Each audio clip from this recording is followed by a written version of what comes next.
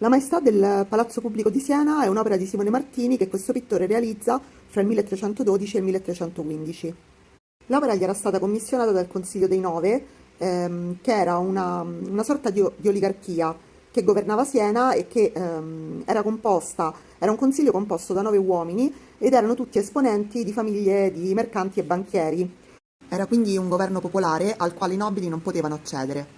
Simone Martini a livello biografico non sappiamo molto, questa è la prima opera che possiamo attribuirgli con certezza, ma per l'importanza della committenza sicuramente ne realizzò altre prima.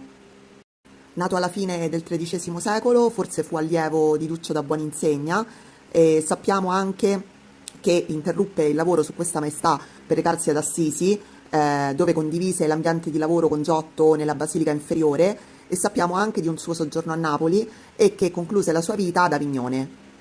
Nella sua maestà il tema sacro è inserito in un contesto laico per il suo significato civile, che viene meglio esplicato dalle molte scritte che troviamo nella scena e nella cornice, alcune aggiunte dopo la rivolta dei Carnaioli del 1318, per rafforzare l'idea del bene pubblico che dovrebbe essere anteposto al bene privato.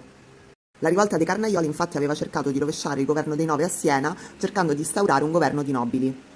La Vergine e i Santi sono raffigurati in quella sala per vegliare sul buon governo. Sulla pergamena in mano a Gesù Bambino leggiamo: amate la giustizia, voi che giudicate la terra. Quest'opera è innovativa sotto diversi aspetti. Al centro troviamo la Madonna su un trono frontale, in prospettiva e dalle linee gotiche, eleganti e sinuose.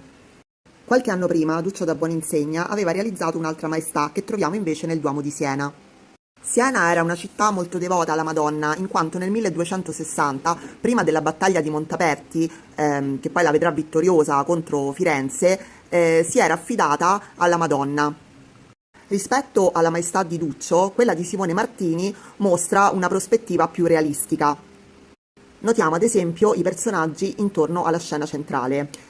Se nella maestà di Duccio sono disposti su 3 file, ma i loro volti e le loro aureole non si sovrappongono mai, nella maestà di Simone Martini notiamo che c'è una sovrapposizione dei personaggi che rende la scena più naturalistica. Anche il fondo blu contribuisce a questo effetto. Sempre parlando di prospettiva, è importante notare gli angeli con il volto dietro ai supporti utilizzati per tenere il baldacchino, e questo baldacchino che è simile a quelle strutture utilizzate per ripararsi durante le giostre medievali. La Madonna quindi è rappresentata sotto questa struttura che è utilizzata per creare prospettiva e movimento, ma anche per rappresentare i simboli della città e per inserirla in un contesto di corte. Inginocchiati davanti a lei 2 angeli e i santi protettori di Siena. Subito dietro ci sono molti santi, fra i quali possiamo riconoscere San Pietro, San Paolo, San Giovanni Evangelista, Battista, la Maddalena, che è quella vestita di rosso. Tutti i personaggi che sono intorno al trono, santi e angeli, sembrano far parte di una corte terrena. Sono resi con i volti espressivi e molto caratterizzati, ricchi di dettagli. Alcuni sorridono secondo il gusto gotico d'Oltralpe.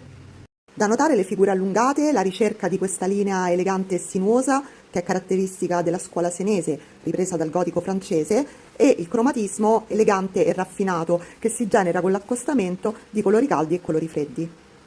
La cornice tutta intorno è realizzata sempre ad affresco, qua non si vede, ma rappresenta figure di apostoli e profeti dentro a degli oculi, fra motivi floreali e araldici. Innovativa è la resa prospettica di questi personaggi che sembrano uscire dagli oculi. Un aspetto molto particolare di quest'opera è il polimaterismo. Infatti Simone Martini inserisce nell'affresco dei materiali quali vetro, cabochon, carta e lamina d'oro. Questo sicuramente è un altro aspetto che ci fa capire la forte influenza del gotico d'Oltralpe su questo pittore.